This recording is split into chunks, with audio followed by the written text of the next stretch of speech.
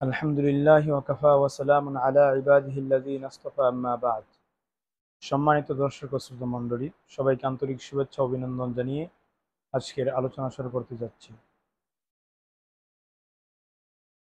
মিশর হলো একটা ভৌগোলিকভাবে গুরুত্বপূর্ণ এবং সব দিক দিয়ে সৌন্দর্যমণ্ডিত একটা রাষ্ট্র, একটা প্রাচীন ভূমি, যার সুজলা সুফলা এবং নদীর তীরে অবস্থিত হওয়ার কারণে, তার অবস্থানটা নদীর পাড়ে হওয়ার কারণে প্রতি যুগেই বিভিন্ন মানুষের, বিশেষ করে বিদেশিদের নজর কাড়তে সক্ষম হয়। মিশরে অনেক পুরনো জাতি গোষ্ঠী সেখানে বসবাস করত এবং সেখানে বিভিন্ন ধরনের সাম্রাজ্য প্রতিষ্ঠা হয়েছে। তাই তো দেখা যায় কখনো রোমানরা তাদের শাসন করেছে, কখনো গ্রিকরা তাদের শাসন করেছে, কখনো বা বাইজেন্টাইনরা শাসন করেছে। যখন ইসলামের আগমন হলো,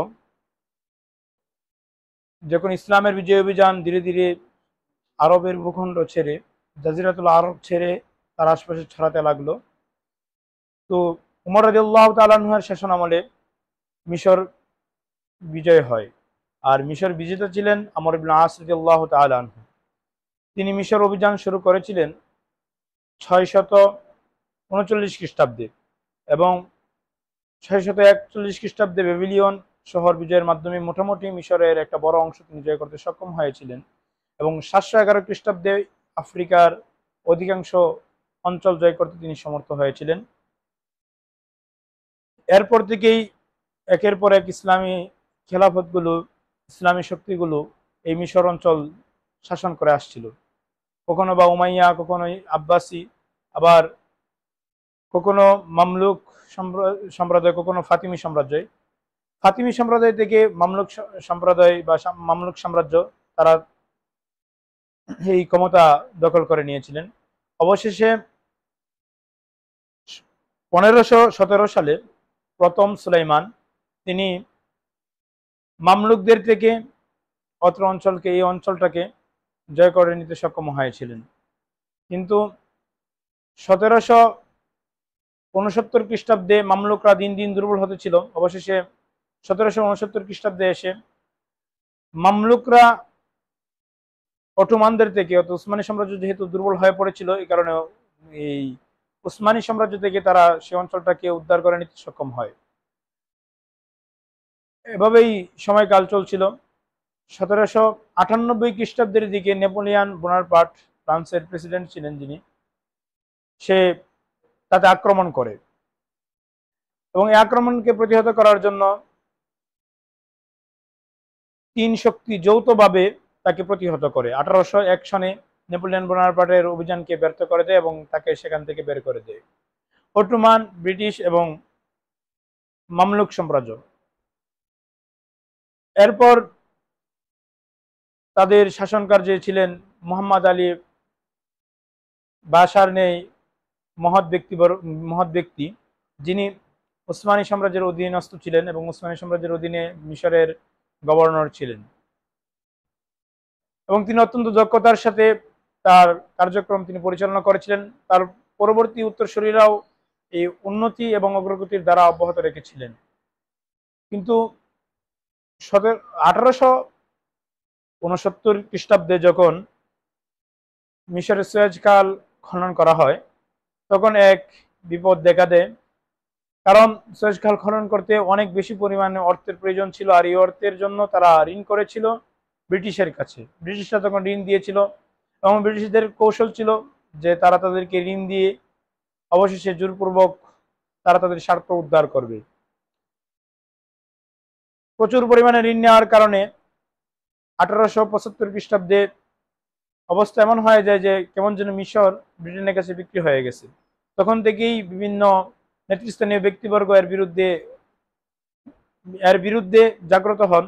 বিশেষ করে জামাল উদ্দিন আফগানি রহিমাহুল্লাহ এর চিন্তা চেতনায় যারা উদ্বুদ্ধ ছিলেন, যারা বৈশ্বিক খেলাফতের দাবিদার ছিলেন এবং বৈশ্বিক বিপ্লবের দাবিদার ছিলেন, তার একজন যোগ্য শিষ্য ছিল যার নাম হলো ওরাবি পাশা, তিনি তার আদর্শ লালন করতেন, তিনি জামালউদ্দিন আফগানের আদর্শ লালন করতেন। তিনি এই বিষয়টার বিরুদ্ধে অর্থাৎ ব্রিটিশদের বিরুদ্ধে প্রথম তিনি পদক্ষেপ গ্রহণ করেন। কিন্তু রাষ্ট্রীয় শ্রেণীর রাষ্ট্রীয় ক্ষমতায় থাকা খেদিব বাহিনী তাদের বিভিন্ন ধরনের অপতৎপরতা এবং বিভিন্ন ধরনের দুর্বলতার কারণে তিনি তার মিশনে পুরোপুরিভাবে সফল হননি। তবে তিনি জাতীয়তাবাদের একটা ডাক দিয়েছিলেন। বলা যায় যে এই ডাকটাই পরবর্তীতে অনেক বেশি পরিমাণে কাজে দিয়েছিল। এবং 1882 খ্রিস্টাব্দে ব্রিটিশ সরকার একবারে পুরোপুরিভাবে মিশরকে তাদের অধীনস্থ করে নেয়। তখন তাদের সঙ্গে একটা যুদ্ধ হয়েছিল এবং সেই যুদ্ধেই ব্রিটিশরা যখন বিজয় লাভ করার ফলে এই অঞ্চলটাকে তারা তাদের অধীনস্থ করে নিতে সক্ষম হয়েছিল। প্রথম পর্যায়ে মোহাম্মদ ওরাবি পাশা তিনি নেতৃত্ব দিয়েছিলেন জাতীয়তাবাদের উত্তোলনের জন্য এবং জাতীয়তাবাদী চেতনায় উজ্জীবিত হয়ে নিজেদের দেশকে রক্ষা করার জন্য। দ্বিতীয় পর্যায়ে নেতৃত্ব দিয়েছিলেন তৌফিক পাশা সহ অন্যান্য ব্যক্তিবর্গ এবং তৃতীয় পর্যায়ে এই আন্দোলনের নেতৃত্ব দিয়েছিলেন মোহাম্মদ আব্দুহু এবং জগলুল পাশার মতো মহান নেতৃবৃন্দ। বলা হয় যে এই জাতীয়তাবাদী আন্দোলনের ক্ষেত্রে এবং মিশরকে ব্রিটিশদের থেকে উদ্ধার করার ক্ষেত্রে অন্যতম ভূমিকা পালন করেছিলেন জগলুল পাশা। কারণ তিনি 1919 সনে মার্চ মাসে যেই বক্তব্য প্রদান করেছিলেন এবং জনগণকে তার বক্তব্যের মাধ্যমে উজ্জীবিত করেছিলেন, সেটা ইতিহাসে খুব বিরল।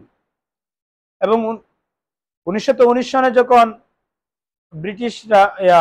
মিশরীয়রা ব্রিটিশদের বিরোধিতা করেছিল এবং বিদ্রোহ করেছিল, তখন ব্যাপকভাবে দরপাকড় শুরু হয়ে যায় এবং নেতৃবৃন্দদেরকে বিভিন্ন কারাগারে প্রেরণ করা হয় এবং বিভিন্নভাবে এই আন্দোলনকে দমিয়ে রাখার আপ্রাণ চেষ্টা করা হয়। কিন্তু আন্দোলনকে নতুন এক পথে হাঁটানো হয় এবং নতুন এক কৌশল অবলম্বন করা হয়।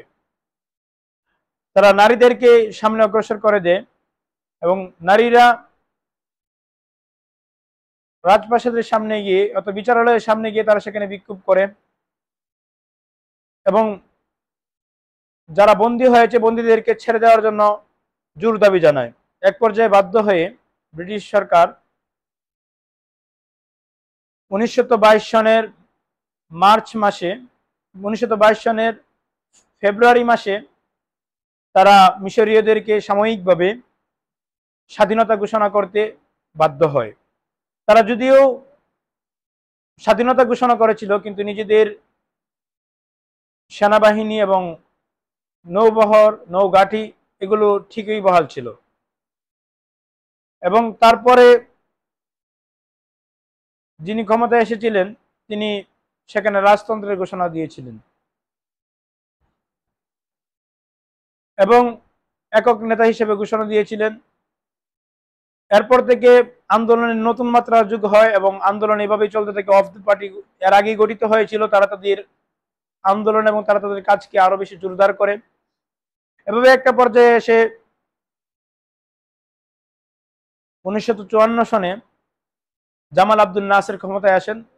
এই জামাল আব্দুল নাসের ক্ষমতায় আসার ফলে তারা তাদের লক্ষ্য উদ্দেশ্যে মোটামুটি অর্জন করতে সক্ষম হয়। আজকে এই পর্যন্ত আলোচনা, দেখা হবে পরবর্তী কোনো ভিডিওতে। আসসালামু আলাইকুম ওয়া রাহমাতুল্লাহি ওয়া বারাকাতুহু। হয় নাই,